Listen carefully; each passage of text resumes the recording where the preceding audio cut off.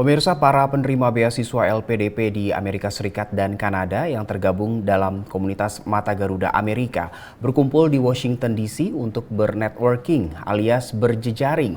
Cara itu digelar untuk meningkatkan kolaborasi demi kontribusi positif bagi tanah air. Berikut laporan Beni Rahayu dari VOA. Ratusan penerima beasiswa LPDP dan mahasiswa Indonesia di Amerika mengasah kemampuan berjejaring mereka di acara Mata Garuda Day di Washington DC pertengahan Maret lalu. Ini sebenarnya untuk kita belajar bagaimana kita mendapatkan insight dari para pakar, bagaimana kita dapat insight dari para rekan-rekan peserta-peserta lainnya. Karena masing-masing datang dari berbagai jurusan berbeda, mereka datang juga dari background profesi masing-masing. Saya bisa mendengarkan lebih banyak dan juga membuka insight-insight baru terhadap hal-hal yang belum pernah saya pelajari, khususnya seperti hari ini misalnya, saya belajar tentang pentingnya bernegosiasi. Mata Garuda Day adalah acara tahunan kedua Mata Garuda Amerika. Organisasi yang dibentuk atas inisiatif para penerima beasiswa dan alumni LPDP di AS dan Kanada. Ya, kegiatan kita setahun ini banyak banget. Dimulai dari yang in person adalah tahunannya Mata Garuda Day. Besok kita ada site visit juga ke area Washington DC. Kalau sebelum-sebelumnya kita ada kegiatan online, kayak misalnya Bicara Indonesia, kemarin kita ngebahas Election Day. Bicara Amerika, kita ngebahas karir di lembaga internasional. Terus juga kegiatan kemarin dengan teman-teman Permias DC juga ada kunjungan ke World Bank. Ini menjadi ajang yang baik untuk melting pot, untuk saling mengenal. Tidak hanya sesama award di LPDP, namun juga dengan pengambil kebijakan di Washington DC, di Amerika Serikat, dan sekarang ini kebetulan ada narasumber dari Bank Dunia, IMF, dan juga dari PTRI New York. Kemampuan berjejaring juga dianggap krusial oleh Inalim, pemerhati dan konsultan pendidikan. Peluang di luar negeri itu besar untuk mengambil langkah, ya untuk bisa berinovasi yang paling penting supaya mengangkat derajat negara kita untuk naik ya ekonominya supaya lebih berbasis inovasi. Karena selama ini kita masih belum ke level sana ya, ekonomi yang berbasis inovasi. Sedangkan inovasi itu memang lahirnya dari kolaborasi yang radikal. Nah, disinilah pentingnya berjejaring tadi. Entitas pemberi beasiswa lain seperti Fulbright dari AS dan Chevening dari Inggris sudah jauh lebih dulu memupuk jejaring para alumninya. Keberadaan organisasi alumni itu lantas menjadi wadah kolaborasi yang kerap saling mengangkat kesuksesan para anggotanya. Mata Garuda, yang organisasi induknya sudah berdiri sejak 2015, memiliki cita-cita yang sama. Setiap tahun, pemerintah Indonesia menyisihkan 20% anggaran pendidikan dari APBN untuk dana abadi yang dikelola LPDP.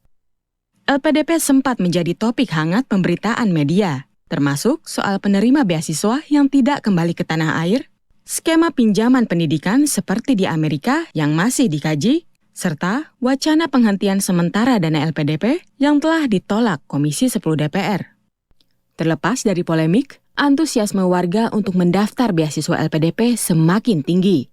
Pada tahap pertama tahun ini, jumlah pendaftarnya mencapai 20.260 orang, rekor terbanyak sejak berdirinya LPDP.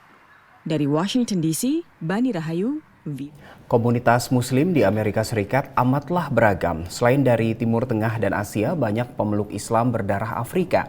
Di negeri Paman Sam, semua bersatu merayakan Ramadan. Kita simak liputan tim VOA dari Potomac, Maryland. Dalam suasana penuh keakraban, warga Muslim di Potomac, Maryland berkumpul untuk berbuka puasa. Acara ini melambangkan iman dan kekayaan budaya mereka.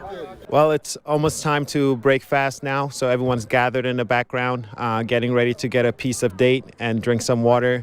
And right after that, we'll be going into the mosque to do prayer. Mereka berasal dari berbagai latar belakang budaya. Ada dari Asia, Timur Tengah, dan Afrika. Namun pekan ini, mereka berkesempatan mencicipi hidangan khas Senegal, Afrika Barat. Since it's a diverse community, we try to introduce the culture to everybody else. Like today is Senegalese Day.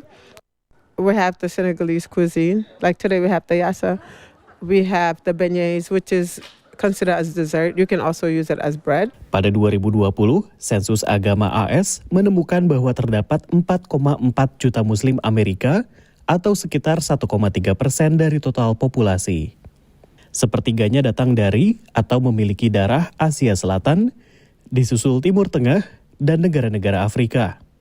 Saat ini, Islam jadi agama terbesar ketiga di Amerika setelah agama-agama Kristiani dan Yudaisme. Acara istimewa ini menggambarkan persatuan dalam masyarakat Muslim yang majemuk.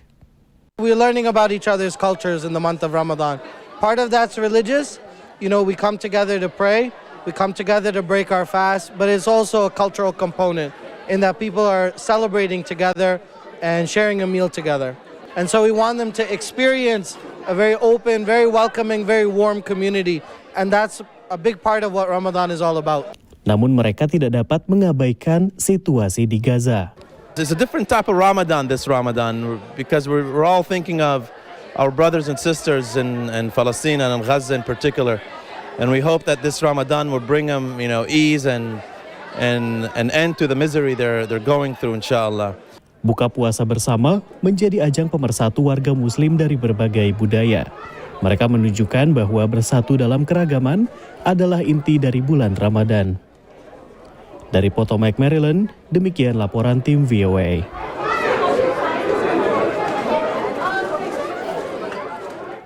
Pemirsa jangan beranjak dulu, Presisi Pagi akan segera kembali.